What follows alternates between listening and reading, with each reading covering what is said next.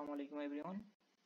তো এই ভিডিওতে দেখো, আমরা গত ভিডিওতে আমাদের সফটওয়্যারের একটু টেকনিক্যাল প্রবলেমের কারণে আমাদের ভিডিওটা কেটে গেছিল। সো দেখো, আমি আবার রিওয়াইন্ড করতেছি। সো আমরা এই পর্যন্ত এসেছিলাম, অর্থাৎ এই ক্যালকুলেশন পর্যন্ত আসছিলাম। সো আই থিঙ্ক এই ক্যালকুলেশনটা তোমরা বুঝতে পারছো, জাস্ট সিম্পল ক্যালকুলেশন একটা।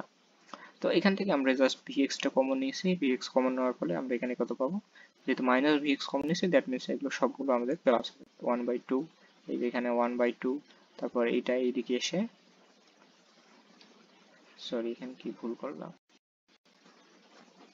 হ্যাঁ সরি, হ্যাঁ ঠিক আছে, এটা -1/4 হতো এইদিকে আসলে। হ্যাঁ, তাহলে যেহেতু মাইনাস কমন নিয়েছি, দ্যাট মিনস কি হবে, সবগুলো আমাদের ভেতরে সবগুলো কি হবে, প্লাস হবে আই থিঙ্ক।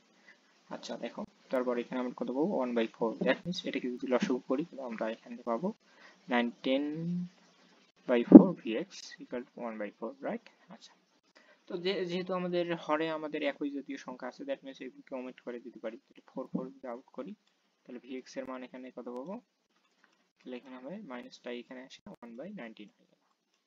তো এই বিষয়টা একটু মনে রাখতে হবে। তাহলে আমরা vx এর মানটা পেয়ে গেলাম।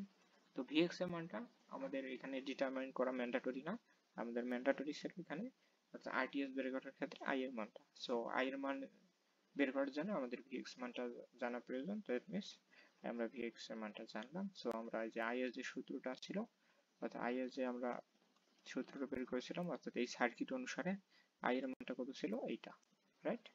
তো এখন এই যে vx এর জায়গায় i এর মানটা, vx এর মানটা বসাই দেবো, তাহলে আমরা i এর মানটা পেয়ে যাব।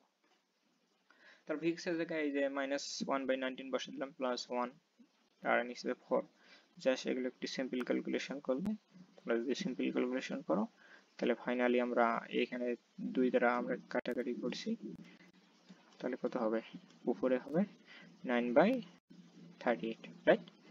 আচ্ছা, তো আমরা i এর মানটা পেয়ে গেলাম। এখন i এর মান পেয়ে গেলাম, তাহলে rts বের করা অনেকটা ইজি। তো আমরা rts মানে কি, rts মানে কি, আমরা 1 ভোল্ট বাই i।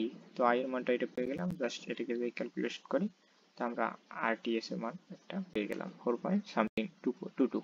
আচ্ছা, তো এটা তো হয়ে গেল। তো আমাদের ফাইনালি ডিটারমাইন করতে বলছিল rl মান। তো rl মান যেহেতু ডিটারমাইন করতে বলেছে, তো rl মান ম্যাক্সিমাম পাওয়ার ট্রান্সফারের ক্ষেত্রে আমরা কি জানি, when পাওয়ার ট্রান্সফার হয় কিসে, সোর্স থেকে লোডে, তখন আমরা কি পাবো, অর্থাৎ থেভেনিন রেজিস্ট্যান্স, যখন আমাদের থেভেনিন রেজিস্ট্যান্স লোড রেজিস্ট্যান্সের সমান হয়, রাইট? সো এটা আমরা প্রমাণ অলরেডি দেখেছি, তোমরা এই প্রমাণগুলো একটু আমাদের প্লেলিস্ট প্রথম দিকের যে ভিডিওগুলো আছে এগুলো একটু দেখে নেবা। আচ্ছা, তো আরএল এর মান এবং আরটিএস এর মান সমান হবে, যেহেতু আরটিএস এর মান 4.22 পেয়েছি, তাহলে আরএল এর মান কত হবে, 4.22, সিম্পল। আচ্ছা, তো এবং ভিটিএস এর মান, সরি এখন পি ম্যাক্স, অর্থাৎ আমাদের ম্যাক্সিমাম পাওয়ার এর মানটা বের করতে হবে। পি ম্যাক্স ইকুয়াল টু আমরা কি জানি, VTS whole square by 4 RTS, right? আচ্ছা, তো আমরা ফার্স্ট ভিডিওতে ভিটিএস এর মান কত পেয়েছি, 9 পেয়েছি, রাইট?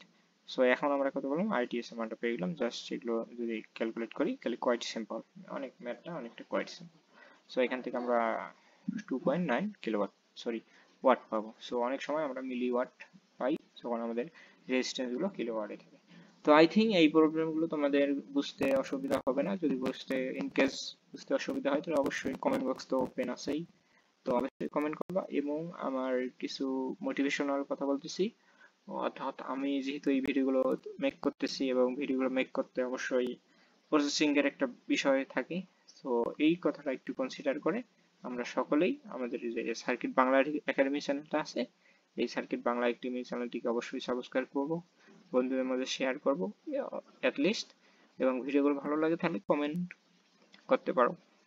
তো অবশ্যই আমরা শেয়ার করব এবং সাবস্ক্রাইব করব, এটাই আমার humble request. So that's it for today, আল্লাহ হাফেজ।